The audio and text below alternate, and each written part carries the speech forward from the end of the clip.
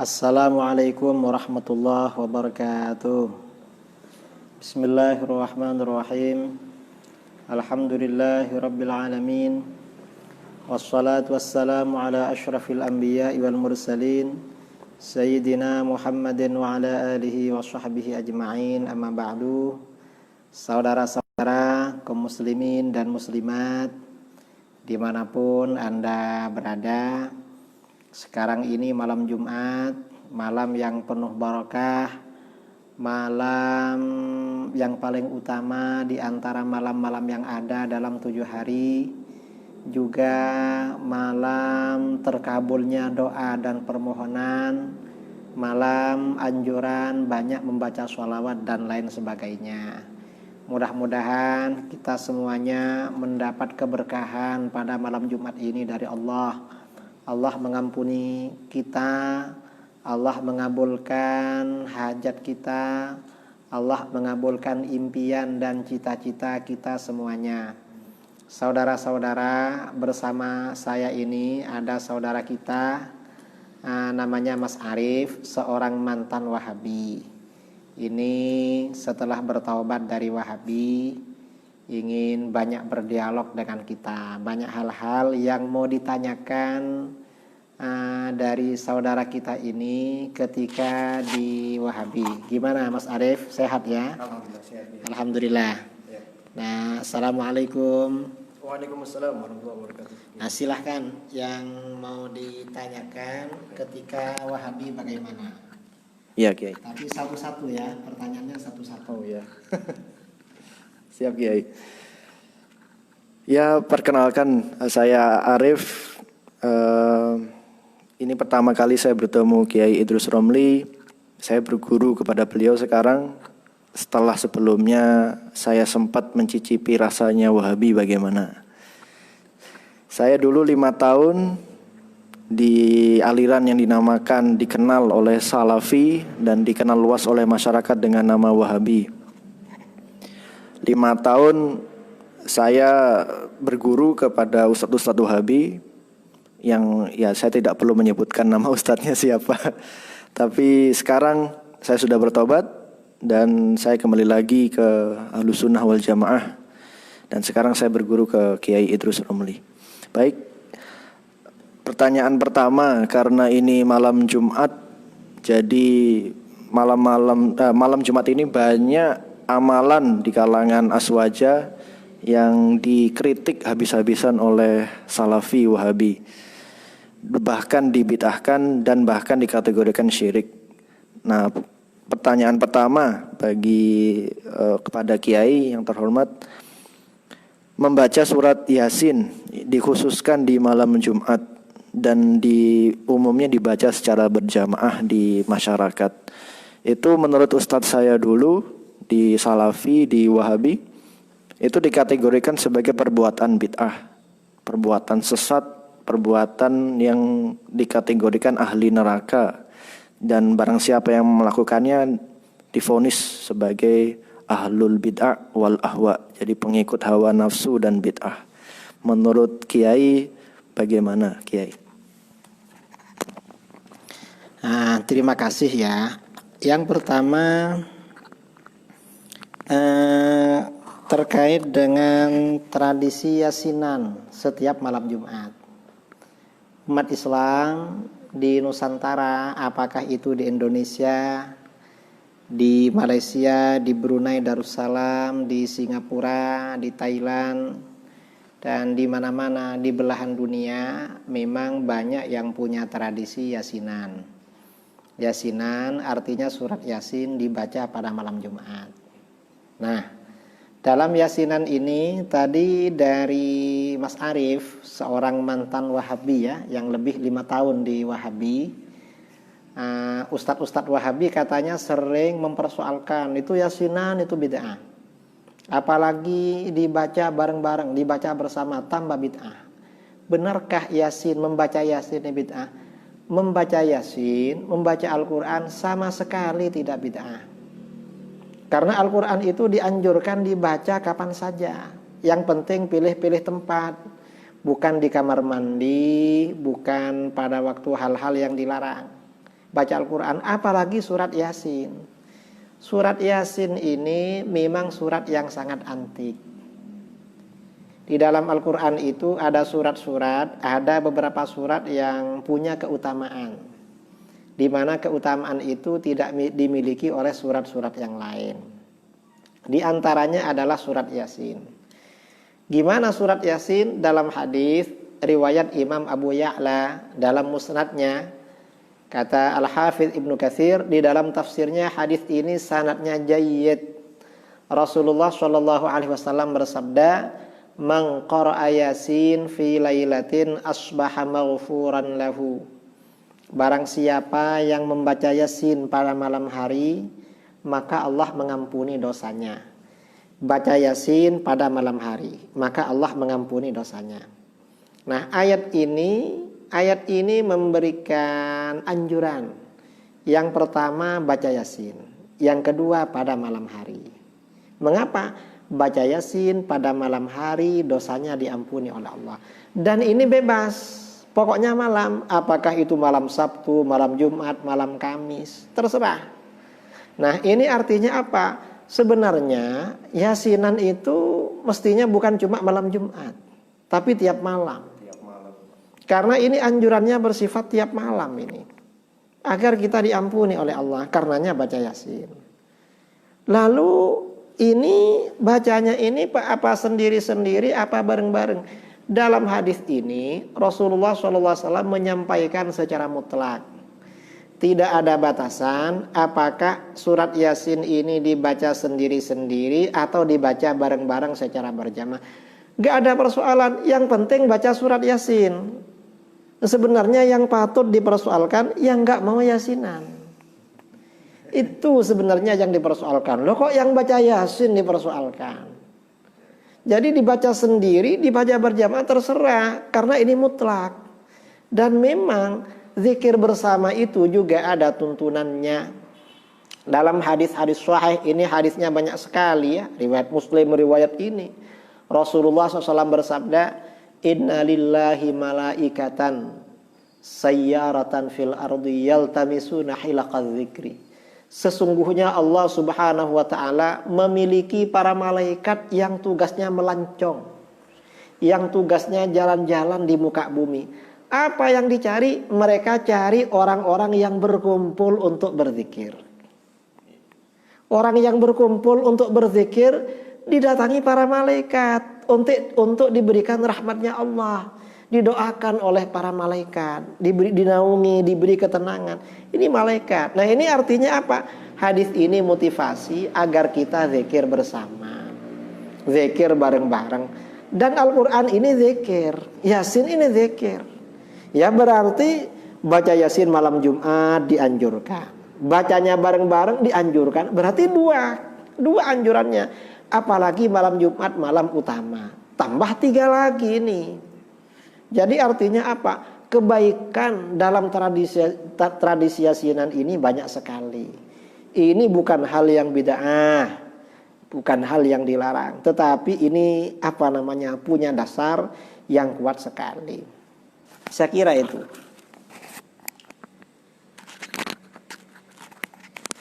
Terima kasih Kiai atas penjelasannya. Ini membuka wawasan saya yang selama ini pemikiran saya tertutup, terkungkung oleh pemahaman bahwa membaca Yasin di malam hari dan dikhususkan di malam Jumat adalah dikategorikan bid'ah yang sesat. Karena penjelasan Kiai akhirnya saya paham. Alhamdulillah Allah memberikan saya hidayah melalui Kiai Idrus Romli. Terima kasih banyak Kiai. Semoga bermanfaat. Dan saya lanjutkan ke pertanyaan kedua. Membaca tahlil. Ada amaliyah di masyarakat, yaitu membaca tahlil dan dilanjutkan mengirim doa kepada yang sudah meninggal, dikhususkan di malam Jumat. Nah, menurut Ustadz saya dulu di Salafi Wahabi, itu perbuatan yang bid'ah, perbuatan yang sesat dan nggak ada dalilnya, nggak ada dasarnya menurut Al-Quran dan As-Sunnah. Ini ingin saya tanyakan ke Kiai, apakah benar klaim mereka Salafi Wahabi yang menyatakan amalan ini, tahlil dan mengirim doa khusus kepada yang meninggal di malam Jumat, apakah benar-benar bid'ah atau apakah ada dasarnya menurut Al-Quran dan As-Sunnah? Terima kasih Kiai. Tradisi baca tahlil pada malam Jumat yang dibid'ahkan, katanya agak ada dalil. Tahlil itu artinya mendoakan orang mati. Mendoakan orang mati ini anjuran Al-Quran. Di dalam Al-Quran Allah Subhanahu wa ta'ala berfirman, walladzina ja'u min ba'dihim yaquluna rabbana ighfir lana wa li ikhwanina alladzina sabaquna bil iman. Adapun orang-orang yang datang sesudah mereka, generasi pendahulu, orang yang masih hidup setelah generasi sebelumnya meninggal, yaquluna, mereka senantiasa berdoa, berkata, Rabbana ighfir lana, wahai Tuhan kami, ampunilah dosa-dosa kami. Wali ikhwanina alladzina sabaquna bil iman, dan saudara-saudara kami yang telah mendahului kami dengan iman. Nah, ini artinya apa? Di dalam ayat ini Allah memberikan pujian kepada generasi penerus yang mendoakan ampunan bagi generasi pendahulunya. Berarti kalau begitu, karena ini memberikan pujian, berarti perbuatan ini dianjurkan. Mendoakan generasi pendahulu adalah anjuran di dalam Al-Quran bagi generasi penerus. Jadi generasi penerus ini dianjurkan memang mendoakan generasi pendahulu. Nah, ini mendoakannya kapan? Mendoakan generasi pendahulu. Di dalam ayat ini menggunakan lafadz yaquluna, menggunakan kalimat lafadz yaquluna. Yaquluna ini kata anak pondok merupakan bentuk fi'il mudhari'. Fi'il mudhari' itu punya makna, kata para ulama, makna fi'il mudhari' itu istimrar tajaddudi, terus menerus dan selalu dilakukan. Nah, ini artinya apa? Motivasi, spirit, anjuran mendoakan generasi pendahulu itu sifatnya terus menerus dan selalu dilakukan. Apakah malam Kamis, malam Sabtu, atau malam apa, terserah, terus menerus. Itu tahlilan. Nah, itu biasanya orang salafi tanya lagi, Pak Kiai, itu kan mendoakan. Terus, kalau tahlilan itu kan ada zikirnya. Ada bacaan zikir. Loh, membaca zikir untuk orang mati itu proses doa memang. Sebelum berdoa kita baca zikir dulu. Dan itu gak masalah. Mengapa gak masalah? Yang pertama kali baca zikir untuk orang mati itu bukan ulama Jawa, bukan kiai Madura, bukan tuan guru di Aceh, bukan tuan guru di Pekanbaru, bukan tuan guru di Lombok, Nusa Tenggara Barat, ya. Bukan, ya pokoknya bukan sini. Siapa yang pertama kali baca zikir untuk orang mati? Yang pertama kali baca zikir untuk orang mati adalah baginda Rasulullah Shallallahu Alaihi Wasallam. Dalam hadis riwayat Imam Ahmad, hadisnya Hasan atau Sahih dari Jabir bin Abdullah Al-Ansari radhiyallahu an, Jabir berkata, kharajana ma'a Rasulillah Shallallahu Alaihi Wasallam ila Sa'd bin Mu'adz yauma mautihi. Kami pergi menyertai baginda Rasulullah sallallahu alaihi wasallam menuju kediaman Sa'd bin Mu'adz pada hari beliau meninggal dunia. Falamma shalla alaihi Rasulullah sallallahu alaihi wasallam thumma dufina wa suwiya alaihi turab. Setelah baginda Rasulullah SAW mensolatkan jenazahnya, lalu jenazahnya saat itu dikubur, lalu kuburnya ditutup rata dengan tanah, jalasa Rasulullah SAW fawqa qabrih. Rasulullah masih duduk di atas kuburannya. Faqal subhanallah tawilan. Lalu Rasulullah membaca subhanallah dalam waktu yang panjang, waktu yang lama. Fasabbahna ma'ahu. Para sahabat juga baca subhanallah. Setelah lama thumma qala Allahu akbar. Lalu Rasulullah baca Allahu akbar. Fakabbarna ma'ahu. Para sahabat baca Allahu akbar. Dalam satu riwayat Rasulullah baca la ilaha illallah. Falamman sarafa, setelah lama baca zikir bersama ini zikir bersama ini. Setelah lama baca zikir, sahabat bertanya, "Ya Rasulullah, ma laka tusabbih fatukabbir?" Hai Rasulullah, mengapa engkau baca subhanallah lalu baca Allahu Akbar? Apa jawaban Rasulullah? Rasulullah sallallahu alaihi wasallam bersabda, "Laqad tadayaqa ala hadzal 'abdis salih qabruhu." Hamba Allah yang soleh ini tadi benar-benar dihimpit oleh kuburannya, benar-benar dijepit oleh kuburannya. Karena itu Rasulullah membacakan zikir hatta farrajahullahu an, hingga Allah melepaskannya dari jepitan atau himpitan kubur. Nah, berdasarkan hadis ini, zikir yang kita baca untuk orang yang meninggal itu tidak sia-sia, tetapi bermanfaat. Ini dalilnya tahlil. Dan masih banyak sebenarnya dalil-dalil tahlil, dalil-dalil zikir bersama. Ini banyak. Artinya apa? Tradisi tahlilan pada malam Jumat itu tidak melanggar syariat. Tetapi itu itu memang dianjurkan. Mengapa? Karena mendoakan orang mati dianjurkan. Ada yang bertanya, kenapa kok malam Jumat? Loh, ya kita ini gak cuma malam Jumat, kadang tiap malam kita tahlil. Bukan hanya malam Jumat. Cuma kita ini malam Jumat. Mengapa? Biar kita ini istiqamah. Karena memang di dalam hadis riwayat Imam Bukhari, Imam Muslim ya. Jadi memang amal yang paling disenangi oleh Allah itu ahabbul a'mal ilallah mada wa ma'alaihi sahibuhu. Amal yang paling disenangi oleh Allah yang rutin dilakukan. Itu bisa rutin dilakukan itu kalau waktunya ditentukan. Misalnya tiap malam Jumat. Itu bisa rutin. Dan dalam kehidupan kita sehari-hari banyak hal-hal yang ditentukan waktunya. Misalnya kalau kita sekolah SMP, sekolah SD, ujiannya tiap 3 bulan sekali. Loh kenapa kok tiap 3 bulan? Ya biar dilakukan. Kalau gak ditentukan nanti ditinggalkan, gak ada ujian. Itu biar istiqomah aja sebenarnya. Biar mudawamah, biar kita ini rutin melakukan.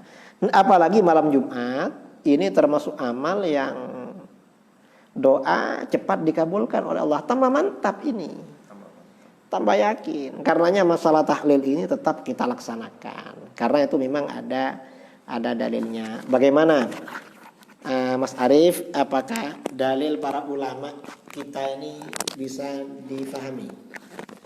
Ya, alhamdulillah saya bisa memahami.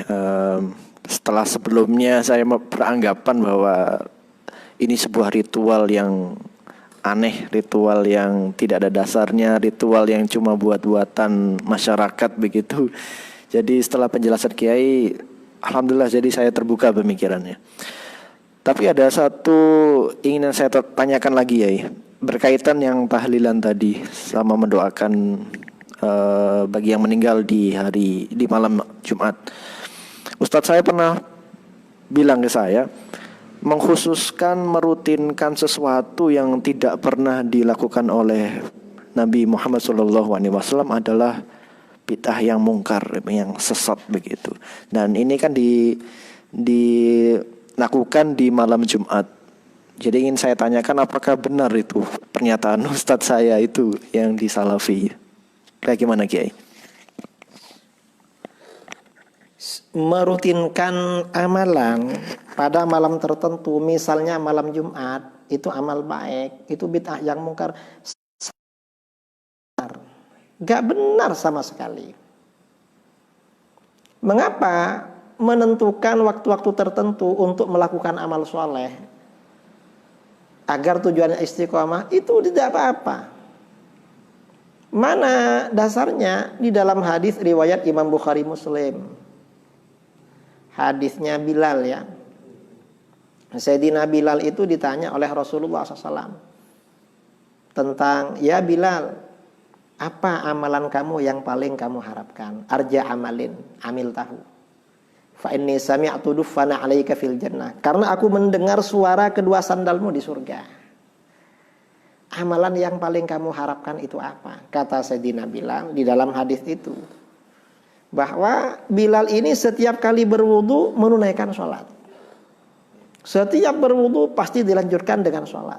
Nah, berdasarkan hadis ini kata Al-Hafidz Ibnu Hajar Al-Asqalani dalam Fathul Bari, berarti merutinkan amal pada waktu-waktu tertentu itu tidak apa-apa. Contohnya seperti yang dikatakan oleh Sayyidina Bilal. Dan ini banyak lagi di dalam hadis Bukhari Muslim ya. Ada sahabat yang menjadi imam di Masjid Quba, hadis riwayat Bukhari.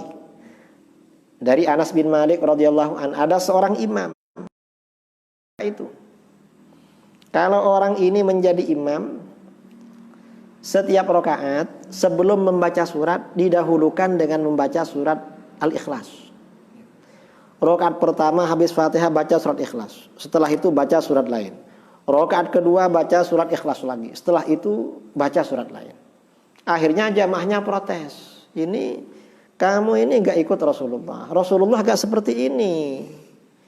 Kamu baca surat Ikhlas sajalah. Jangan 2 surat begitu. Karena Rasulullah biasanya 1 surat. Atau baca yang lain, jangan pakai surat Ikhlas. Kata sahabat ini, kalau kalian suka saya menjadi imam, yaitu cara saya. Kalau kalian gak suka dengan cara saya, ya udah, saya berhenti jadi imam. Nah, jamaahnya keberatan kalau bukan beliau yang menjadi imam. Mengapa? Karena beliau orang yang ditokohkan di daerah Masjid Quba. Ketika Rasulullah SAW datang ke Masjid Quba, jamaahnya laporan. Ini gimana Rasulullah, imam kita ini kok rutin baca ini dalam sholat, bukan malam Jumat ini, setiap sholat. Akhirnya apa? Oleh Rasulullah ditanya, kenapa? Tanyakan dia, kenapa dia itu kok baca surat Ikhlas terus? Lalu kata laki-laki tersebut, ya Rasulullah, inni wahibbuha. Rasulullah, saya ini senang pada surat Ikhlas. Apa jawaban Rasulullah? Rasulullah merespon, hubbuka iyyaha adkhalakal jannah. Rasa senang kamu pada surat Al-Ikhlas sehingga membaca di dalam tiap rakaat itu akan menyebabkan kamu masuk surga. Nah, ini artinya apa? Sahabat ini membaca sesuatu secara rutin tanpa ada tuntunan dari Rasulullah SAW. Ternyata tidak mungkar. Rasulullah gak bilang, loh kamu kok rutin begitu? Mungkar kamu. Artinya apa? Pernyataan, pendapat orang-orang Wahabi yang sedikit-sedikit mungkar, gak ada dalil, itu sama sekali tidak benar. Dan itu berangkat dari kebodohan. Dia gak pernah ngaji Sahih Bukhari, gak pernah ngaji Sahih Muslim. Ya paling yang dipelajari ya cuma beberapa buah hadis saja. Karena di kitab-kitab hadis keterangannya jelas. Apa itu yang ditanyakannya? Iya Kiai, itu yang saya tanyakan itu Kiai, benar sekali. Jadi ya, berarti kesimpulannya dari yang pertanyaan nomor 2 saya kurang ilmu Kiai. Saya sangat kurang ilmu, sangat kurang referensi, dan saya berguru kepada orang yang salah. Jadi guru saya dulu, ustadz saya di Salafi Wahabi, berarti termasuk juga ustadz dalam tanda kutip yang kurang referensi dibandingkan guru kita Kiai Idrus Romli. Baik Kiai, boleh saya lanjut lagi Kiai? Boleh. Baik, terima kasih Kiai. Saya lanjutkan ke pertanyaan ketiga. Nah ini Kiai, tentang sholawatan Kiai. Di masyarakat kita itu kalau di malam Jumat ada kegiatan marhabanan atau sholawatan setelah maghrib atau setelah isya. Dan pada ritual marhabanan itu ada mahalul qiyam. Nah menurut ustadz saya yang di Salafi Wahabi ini, mahalul qiyam adalah berdiri ketika dibacakan sholawat kepada Rasulullah SAW. Menurut ustadz saya, berdiri di saat mahalul qiyam adalah perbuatan syirik, perbuatan bid'ah yang mengarah ke syirik, yang berkeyakinan bahwa rohnya Rasulullah hadir di kegiatan itu, dan itu menyerupai amalannya orang Syiah. Jadi di situ saya beranggapan, wah ini berarti Syiah sudah masuk ke kehidupan masyarakat begitu. Jadi saya ingin tanggapan Kiai, bagaimana statement dari Salafi Wahabi ini, apakah dibenarkan atau tidak? Terima kasih Kiai. Kita memang juga punya tradisi maulid ya. Baca maulid, lalu baca marhaban atau ya Nabi. Dan ketika membaca marhaban atau ya Nabi, kita ini berdiri. Nah, ketika kita berdiri seperti ini gak bisa dikatakan syirik. Karena syirik itu artinya menyamakan, mempersekutukan. Maksudnya menyamakan artinya menyamakan Allah dengan selain Allah. Itu syirik namanya. Kalau kita misalnya berdiri ketika maulid, loh siapa yang kita samakan dengan Allah? Kan gak ada. Gak ada yang kita samakan dengan Allah. Berdiri ketika maulid itu apa sebenarnya? Ketika membaca ya Nabi salam alaika, ketika membaca ya Nabi salam alaika, jamaah maulid itu semuanya bernyanyi. Dan bernyanyi itu memang sejak dulu. Para sahabat ketika bersyair memuji Rasulullah SAW itu berdiri. Di dalam riwayat-riwayat. Dari dulu orang bernyanyi itu berdiri. Gak ada yang duduk. Misalnya kita ketika upacara kenegaraan 17 Agustus berdiri. Indonesia. Atau misalnya apalah. Penyanyi rata-rata berdiri. Di mana-mana yang nyanyi itu berdiri. Loh kok orang berdiri bernyanyi dipersoalkan. Hatta di Saudi Arabia banyak ya video-video di Saudi Arabia, di depan Raja Salman, di depan siapa, orang-orang Wahabi yang pakai sorban merah itu sambil joget-joget nyanyi berdiri. Di mana-mana ya berdiri. Ya, di mana-mana lah, coba di konser atau di mana berdiri biasanya. Gak ada masalah berdiri. Dan berzikir itu boleh berdiri. Di dalam Al-Quran ulul albab itu ya. Ulul albab itu sifatnya alladzina yadhkurunallaha qiyamah. Orang-orang yang berzikir pada Allah dalam keadaan berdiri. Wa qu'udah, dalam keadaan duduk. Wa ala junubihim, dan pada lambung atau pinggang mereka ketika sedang tidur. Artinya kita ini ya pokoknya zikir kapan saja, duduk berdiri gak apa-apa. Jadi berdiri ini bukan sesuatu perbuatan yang bid'ah ketika membaca maulid. Tidak ada masalah. Kemudian yang kedua yang terkaitan dengan katanya berdiri itu karena meyakini bahwa Rasulullah SAW hadir pada acara maulid itu. Tidak ada keyakinan seperti itu. Nggak ada. Tapi seandainya Rasulullah SAW itu hadir dalam acara maulid, misalnya kita baca sholawat, lalu Rasulullah SAW hadir dalam bacaan sholawat, itu tidak ada dalil syara, tidak ada dalil syar'i, dalil Al-Quran maupun hadis yang menganggap mustahil. Mengapa? Karena setiap kita membaca sholawat, Rasulullah SAW itu tahu. Di dalam Al-Quran ya, wa qul i'malu fasayarallahu amalakum wa rasuluhu. Katakan Muhammad, lakukan apa yang kalian mau. Allah akan melihat apa yang kamu lakukan. Rasul juga melihat. Kalau Allah ini melihat perbuatan kita sudah maklum ya. Rasul mengetahui perbuatan kita. Rasul mengetahui perbuatan kita. Apakah Rasulullah mengetahui perbuatan kita ini terbatas ketika Rasulullah masih hidup, atau juga berlaku sampai sekarang ketika Rasulullah sudah wafat? Kata para ulama, ini berlaku sampai sekarang. Karena di dalam kitab-kitab hadis ya, ada hadis hasan atau sahih, Rasulullah SAW bersabda, hayati khairun lakum, tu'radu hayati khairun lakum, tuhditsuna wa yuhdatsu lakum.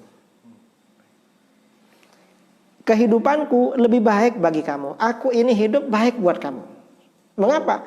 Kalian berbuat sesuatu lalu hukum disampaikan secara langsung melalui aku. Ini ketika masa Rasulullah. Ketika masih hidup. Kalau Rasulullah sudah wafat bagaimana? Wa mamati khairun lakum tu'radu alayya a'malukum. Dan aku meninggal juga baik buat kamu. Mengapa? Perbuatan kamu diperlihatkan kepadaku. Berarti ketika kita ini membaca sholawat, kepada baginda sallallahu alaihi wasallam. Rasulullah tahu kita baca sholawat. Kalau Rasulullah ini tahu kita baca sholawat, tidak ada kemustahilan seandainya Rasulullah SAW hadir di hadapan kita. Tidak ada hal yang mustahil. Secara syar'i seperti itu. Ini hadis umum ya. Kemudian dalam hadis lain berkaitan dengan sholawat, hadis riwayat Abu Syekh dari Abu Hurairah radhiyallahu an. Kata Al-Hafiz As-Sakhawi dalam kitabnya Al-Qaulul Badi' fi sholati 'alal Habib Syafi', hadis ini sanadnya jayyid. Diriwayatkan dari gurunya Al-Hafiz Ibnu Hajar. Jayyid. Rasulullah SAW bersabda, "Man shalla 'alayya 'inda qabri sami'tuhu." Siapa yang bersolawat kepadaku di samping makamku, aku mendengar. Artinya mendengar secara langsung, tanpa perantara. Wa man shalla 'alayya min ba'id bullightuhu. Barang siapa yang bersolawat kepadaku dari tempat yang jauh, disampaikan kepadaku. Artinya Rasulullah tahu, atau u'alimtuhu, aku diberitahu. Ini ada pertanyaan, gimana ya Rasulullah mengetahui sholawat kita? Kita ini ada di Jember, di Kencong. Sedangkan Rasulullah SAW ada di Madinah. Pertanyaan seperti ini untuk masa sekarang tidak penting. Tidak perlu. Mengapa tidak perlu? Sekarang ini sudah ada live streaming. Kita ini bikin acara di sini, para pemirsa dimanapun berada ini bisa melihat. Padahal ini hasil rekayasa manusia. Gimana kalau yang melakukan, yang merekayasa itu Allah, pasti lebih canggih daripada ini. Lebih canggih. Karenanya tidak mustahil kalau baginda Rasulullah SAW itu hadir. Karena ini alamnya alam lain, sudah alam arwah. Alam arwah. Ini apalagi di dalam hadis riwayat Bukhari dan hadis-hadis lain dikatakan ya, Rasulullah SAW bersabda, "Man ra'ani fil manam fasayarani fil yaqظah." Siapa yang melihatku di dalam mimpi, maka akan melihatku secara sadar. Dan ini tidak dibatasi apakah yang melihat secara sadar ini ketika di Madinah atau di tempat lain. Ini yang dimaksud hadirnya Rasulullah tadi. Artinya apa? Memang sebagian ulama, sebagian aulia, orang-orang soleh ketika baca maulid, ada riwayat memang melihat Rasulullah SAW secara yakullah. Secara yakullah ada yang katanya seperti itu. Orang tertentu. Dan ini tidak berlawanan dengan dalil syar'i. Karena tidak ada manik, tidak ada hal yang menghalangi seandainya ini terjadi. Bahkan dalil-dalil syar'i yang ada itu memungkinkan terjadi. Coba masalah ini baca dalam kitabnya Al-Imam Asy-Syaikh Ibnu Qayyim al-Jauziyah. Beliau punya kitab namanya Ar-Ruh. Insyaallah kalau baca kitab Ar-Ruh ini semakin jelas. Saya kira itu. Gimana Mas Arif, bisa jelas? Jelas Kiai. Ada tanggapan, boleh saya tanya lagi Kiai? Ini sudah berapa menit ini? Mungkin terakhir ini. Terakhir, baik. 30 menit. Baik Kiai. Terakhir Kiai. Tadi Kiai menjelaskan bahwa tidak mustahil bahwa Rasulullah hadir di ritual Mahalul Qiyam tadi, ya, ketika dibacakan sholawat begitu, tidak mustahil. Jadi ada kemungkinan ketika kita membaca itu Rasul jadi mungkin Rasul hadir, mungkin tidak hadir. Jadi tapi tidak mustahil begitu ya. Ya, artinya tergantung mahabbah kita dan kedekatan kita dengan baginda Rasulullah SAW. Tergantung kedekatan kita dengan Rasulullah SAW. Baik. Mohon tanggapannya Kiai. Jadi artinya ada riwayat-riwayat dari para sebagian wali Allah dan sebagian para aulia, bahkan sebagian ahli hadis yang memang dihadiri baginda Rasulullah SAW. Ada yang ketika sedang baca maulid, ada ketika sedang baca hadis, ya, dan lain-lain. Ini khusus orang-orang yang seperti beliau makamnya. Nah, sedangkan untuk orang-orang yang di bawah beliau, seandainya hadir, itu mungkin saja. Karena syarak gak pernah bilang, gak bisa hadir, gak pernah bilang begitu. Berarti hal yang mungkin itu. Jadi kita tidak menafikan. Cuma kalau ada orang misalnya meyakini setiap maulid Rasulullah hadir, itu perlu diluruskan. Karena memang tidak ada dalil yang memastikan kehadirannya. Tetapi yang memastikan tidak hadir juga tidak ada dalil. Dan seandainya hadir, dalil-dalil syar'i mendukung. Artinya membenarkan, memberikan kemungkinan itu terjadi. Saya kira seperti itu. Mungkin cukup ya untuk pertemuan malam ini. Pelajaran malam ini, malam Jumat. Mudah-mudahan bermanfaat. Ada yang mau disampaikan kepada pemirsa? Bagi pemirsa yang melihat, saya mengajak kepada teman-teman saya yang masih berkecimpung di Salafi, di kajiannya Salafi, di Wahabi begitu. Saya himbau, mari kita sama-sama bertobat. Kita kembali kepada Ahlus Sunnah wal Jamaah, yaitu ajaran yang telah diajarkan oleh Rasulullah SAW kepada para sahabat beliau. Mari kita kembali, kita kaji keilmuan kita dan untuk lebih luas lagi, dengan wawasan yang lebih luas lagi, kepada guru-guru kita, kepada ulama-ulama kita yang saya buktikan sendiri, salah satu ulama kita yang referensinya kuat adalah beliau, Kiai Idrus Romli. Dan di luar sana masih banyak lagi ulama-ulama yang lebih mumpuni daripada beliau di Ahlus Sunnah wal Jamaah. Mari kita sama-sama kembali, kita taubat dari ajaran Salafi Wahabi. Demikian tanggapan saya. Kita akan lanjut lagi untuk episode berikutnya. Terima kasih Kiai. Demikianlah dialog bersama mantan Wahabi yang sudah bertaubat ini pada malam ini. Insya Allah dialog-dialog seperti ini akan kita lakukan setiap malam. Setiap malam. Jadi pengalaman ini saudara kita Mas Arif selama Wahabi, bagaimana syubhat-syubhat yang ditanamkan oleh Ustadz-Ustadz Wahabi itu bagaimana, dan bagaimana sebenarnya menurut pandangan para guru-guru kita, para ulama kita di kalangan Ahlus Sunnah wal Jamaah. InsyaAllah setiap malam. Mudah-mudahan bermanfaat. Mari kita berdoa bersama ya. Bismillahirrahmanirrahim. Alhamdulillahirabbil alamin. Allahumma shalli wa sallim ala sayyidina Muhammadin miftahi babi rahmatillah adada ma fi ilmillah. Salatu wa salaman daimaini bidawami mulkillah wa ala alihi wa sahbihi ajma'in. Allahumma shalli ala sayyidina Muhammadin al-fatih lima ughliqa wal khatim lima sabaqa nasiril haqqi bil haqqi wal hadi ila siratikal mustaqim wa ala alihi wa sahbihi haqqa qadrihi miqdarihi al-azim. Allahumma qasim lana min khashyatika ma yahulu bainana wa baina ma'siyatik wa min ta'atika ma tuballighuna bihi jannatak wa min al-yaqini ma tuhawwinu bihi alayna masa'ibad dunya. Allahumma matti'na bi asma'ina wa basharina wa quwwatina ma ahyaytana waj'alhu al-waritha minna waj'al tha'rana 'ala man zalamana wansurna 'ala man 'adana wa la taj'al musibatana fi dinina wa la taj'alid dunya akbar hammina wa la mablagha ilmina wa la tusallit 'alaina man la yarhamuna. Allahumma inna na'udzubika min jahdil bala wa darakis syaqa wa su'il qada wa syamatatil a'da.